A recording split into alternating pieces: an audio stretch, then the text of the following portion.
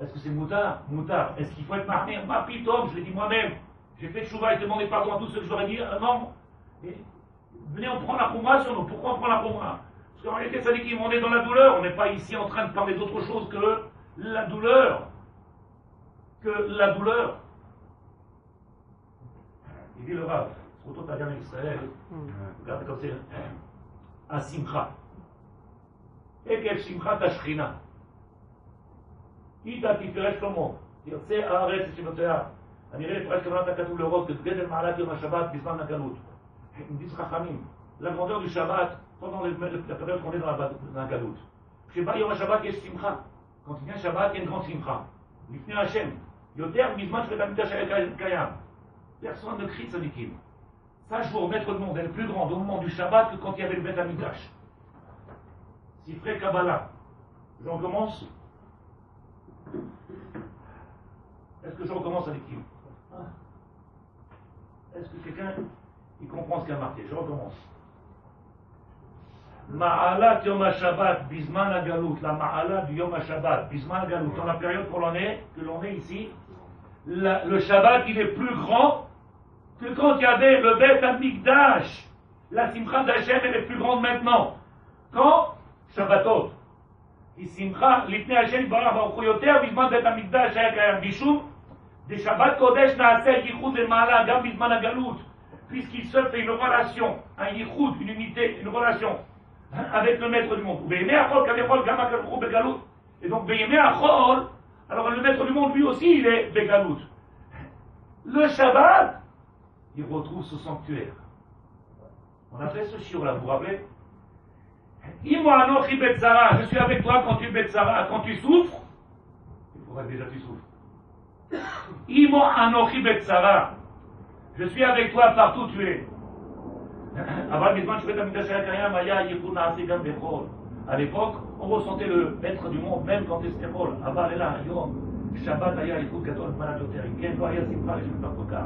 C'est pour ça qu'en réalité, aujourd'hui, essaie de faire comprendre qu'en réalité, ils ont demandé, ils ont posé la question au Rav, est-ce qu'on a le droit de jouer à tel jeu? Est-ce qu'on a le droit de jouer à tel jeu? Est-ce que c'est mouxé? En réalité, vous comprenez les questions, comment ils sont fortes, subtiles, halachiques.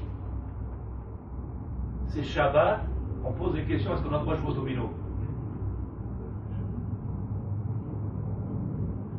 Est-ce que la question qu'on a posée, elle est halachique? C'est-à-dire que halakha et maaseh, tu trouves dans le Shulchan Aruch, Rabbi Yosef lui-même, il a interdit tous les jeux. Lui, Rabbi Yosef, il n'y a pas que lui, mais lui, il a interdit tous les jeux, sauf pour les enfants en bas âge.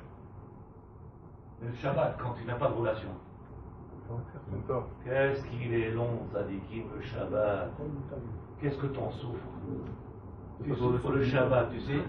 Si t'as pas les petits-enfants et la petite piscine, si t'as pas autour de toi de quoi passer une belle après-midi, tu sais quoi? T'as envie de te suicider. Ou alors tu manges et tu dors, tu manges et tu dors, tu manges et tu dors. Tu passes un pastèque à un melon, des pastèques au melon haut, et tu prends une glace, et le Shabbat il arrive, oh! C'est passé, il s'abarre chez moi. Mais de rentrer dans le Shabbat, la relation avec le divin, c'est pas avec les halachot. Est-ce qu'on a le droit de jouer? Est-ce qu'on n'a pas le droit de jouer? Est-ce qu'on a le droit de faire? Est-ce qu'on n'a pas le droit de faire? Est-ce que c'est moutard d'aller à la piscine, pas d'aller à la moutard? Est-ce que c'est... Est-ce que c'est moutard ou pas? Ma shélot. Ils sont où les shélot? Où ils sont les vrais shélot? Ils sont où les vraies questions? La Simcha d'Hachem, elle est plus grande pendant le Shabbat qu'à l'époque où il y avait le Bet Hamikdash. Pourquoi? Parce qu'il y a un yichud qui se fait quelque chose de grand et d'extraordinaire. Être capable. Qui est-ce qu'il y a une question sur ce qu'on vient de dire avec les deux lieux ce matin? Le temps il est passé très vite. Est-ce que quelqu'un il a une question sur ce que je viens de dire? Moi, je pense que cette peine qu'on doit avoir, cette peine et qu'on n'a pas, le Sahar qu'on doit avoir, qu'on n'a pas, ça ne nous mènera pas à reconstruire le Bet Hamikdash. Pourquoi? Parce que tant qu'il n'y a pas Yichud d'Israël, du peuple juif, c'est pas une petite minorité qui va changer quelque chose. Non, ça, là je ne suis pas d'accord. C'est pas une petite minorité, la minorité en réalité on ne sait pas. Le maître du monde, il attend que le monde y revienne. Bien entendu, au moment où il sera propice, il viendra. Qu'est-ce qu'on fait? Le seul problème, il est de savoir aujourd'hui. Le yifoul, comme tu l'as dit maintenant. C'est ce que j'ai dit hier matin, si vous vous rappelez ce que j'ai dit, et j'arrête pas de le dire tous les jours. S'il y a Torah, et si on pense qu'on est dans cette Torah, alors il doit avoir cette préoccupation, cet investissement de nous vis-à-vis de notre prochain, vis-à-vis de ce qui se passe autour de nous. Il doit avoir cette préoccupation. C'est badaï. On ne peut pas vivre la Torah et ne pas être préoccupé par ce qui se passe chez les autres. On doit être soucieux. Badaï. Mais là, on a dit, Tzadikim, on a porté ce matin l'importance en réalité de ce qu'on est en train de faire au quotidien. La matzarech horaire. Pourquoi il faut s'éveiller? Pourquoi les questions, il ne reste que... Je n'ai pas dit qu'ils ne sont pas bonnes les questions. À aucun moment je ne dis pas qu'ils ne sont pas bonnes. C'est pas ça que je dis. Je dis qui ilou, en tant que Tamil Chacham, ou j'espère que vous ne prenez pas ça comme de l'orgueil, je m'attends à d'autres questions que j'ai le droit de manger ou j'ai pas le droit de manger. Il y a le médecin là-bas ou le diététicien là-bas, va lui demander si tu as le droit de manger ou si tu n'as pas le droit de manger. Mais Ora, Tamil Chacham, celui qui se préoccupe de la Neshama, qu'est-ce qu'on lui demande? Est-ce que les faillots c'est bon? Je peux manger des faillots, je peux manger du merguez ou pas de merguez? C'est pas marqué conditorial, ça dit que c'est pas marqué.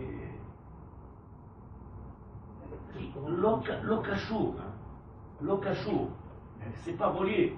Il manque quelque chose.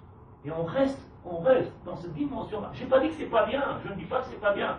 Alva, et que tout le monde se pose déjà cette question-là. Est-ce qu'on a le droit, on n'a pas le droit? Alva. Mais pour nous qui sommes là depuis quelques semaines, Alva, qu'on commence à poser des questions autres que celle-là. Petit horaire. Par quoi je dois m'éveiller? Comment je vais m'éveiller? Qu'est-ce que je peux faire pour en été changer et amener à faire en sorte que je puisse reconstruire Beth Amikdash.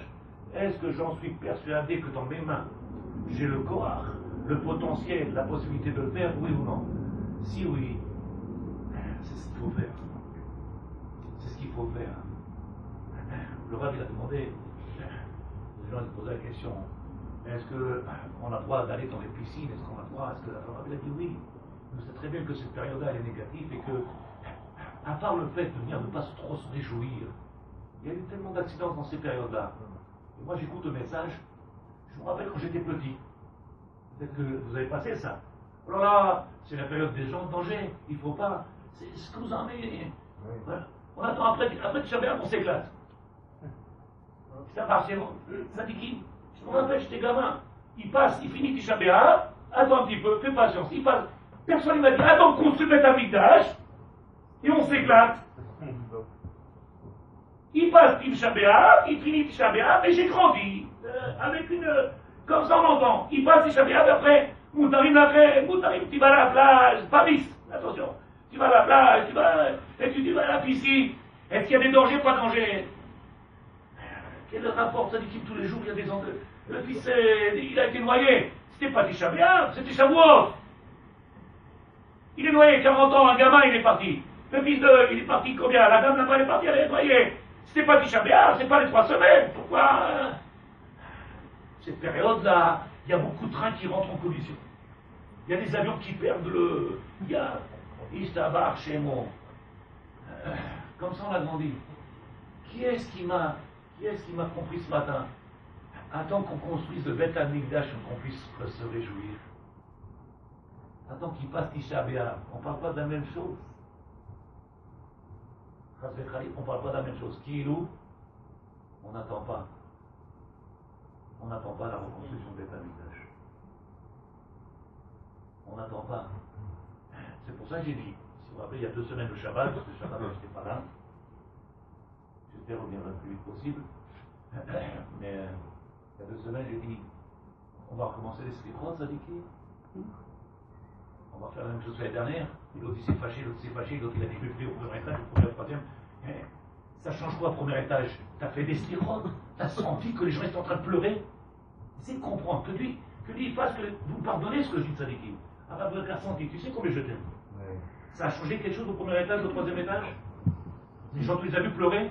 Disons, tu les as vus de dire Khatan ou Pachano. Moi, je pense à autre chose. Je pense est-ce qu'on ne peut pas voir les choses différemment. Lesquels?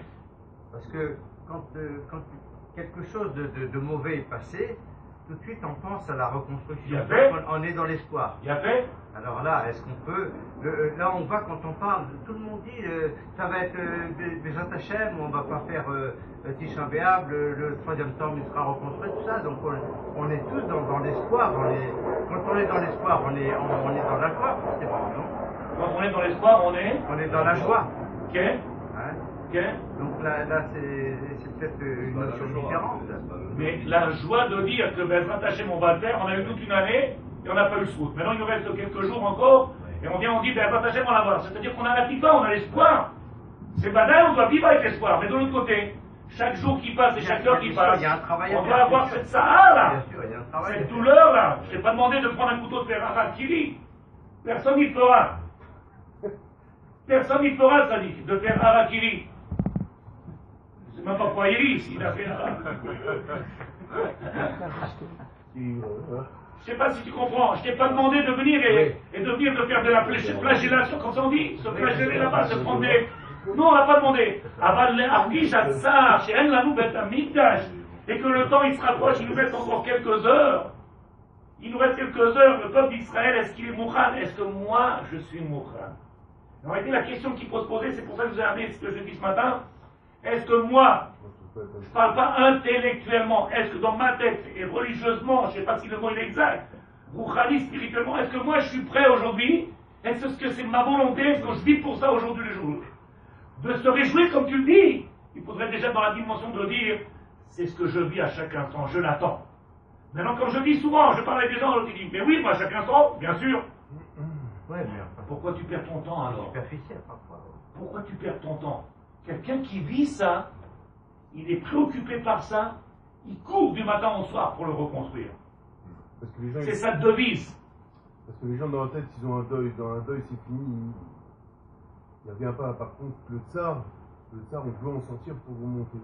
Par contre, le deuil, ils sont dans le deuil où il n'y a pas de sortie. On a dit qu'il n'y avait pas de deuil ici. Non, mais les gens ils pensent qu'ils sont dans le deuil. Il n'y a pas de sortie. Il n'y a pas de sortie. C'est que le tsar, il est là, mais il y a la porte de sortie.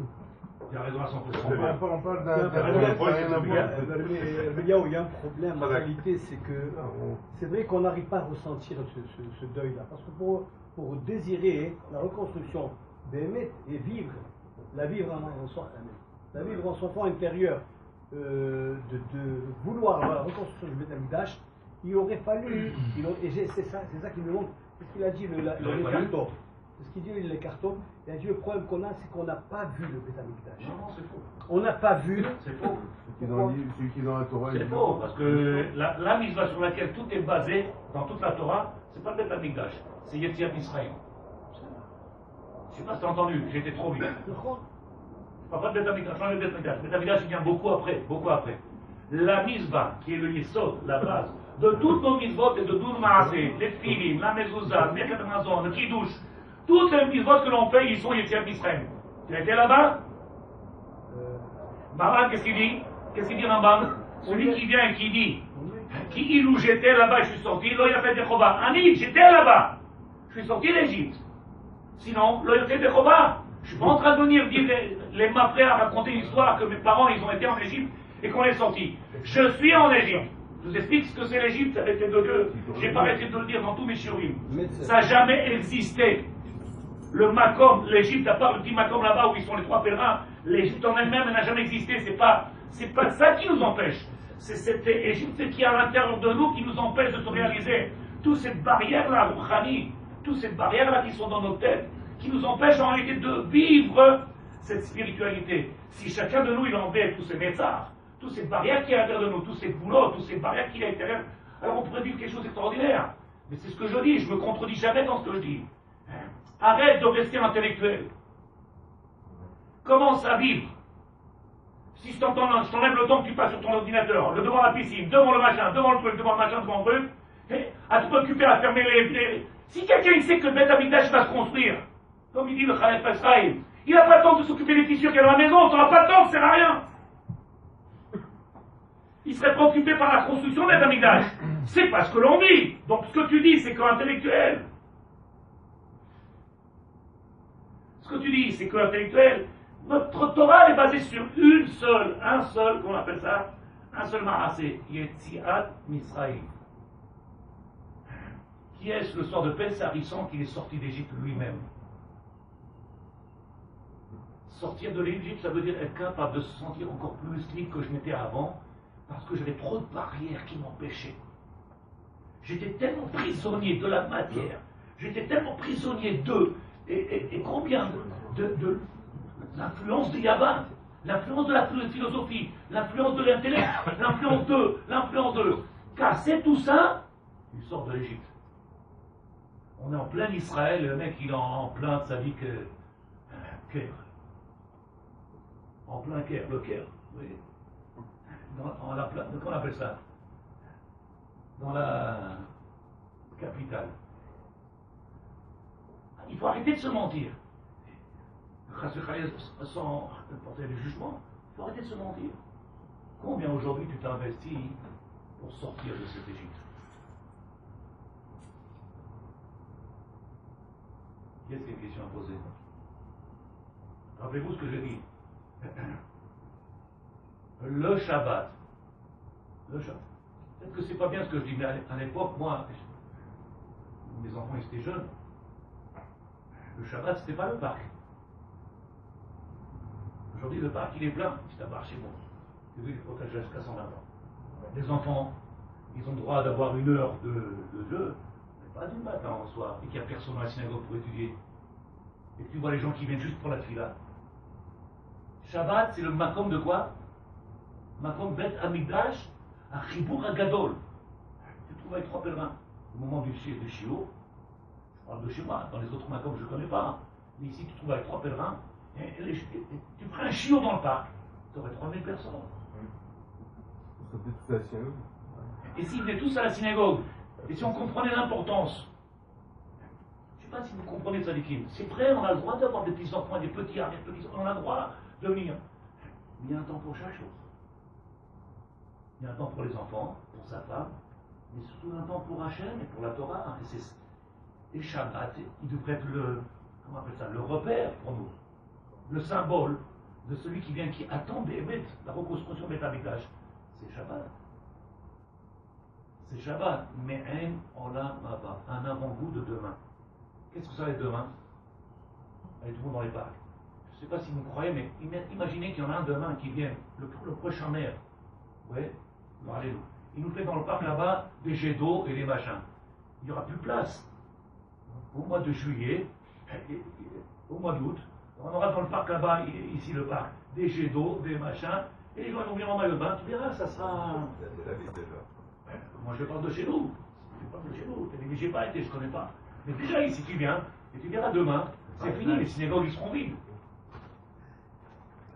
Tu vas pas l'Omer, toi. Qui est-ce qui a une question à poser de Tzadikim? Rav Yoshua. Non. Quelles sont les questions qu'on peut poser? Je ne sais pas si vous avez entendu. Le Rav il dit des choses simples. On a l'impression que c'est tellement loin de nous que ça ne pénètre pas notre cœur et donc c'est pour ça qu'on ne se donne pas les moyens. C'est comme si un enfant, il regardait à l'école, il disait voilà, il faut que j'arrive là-bas.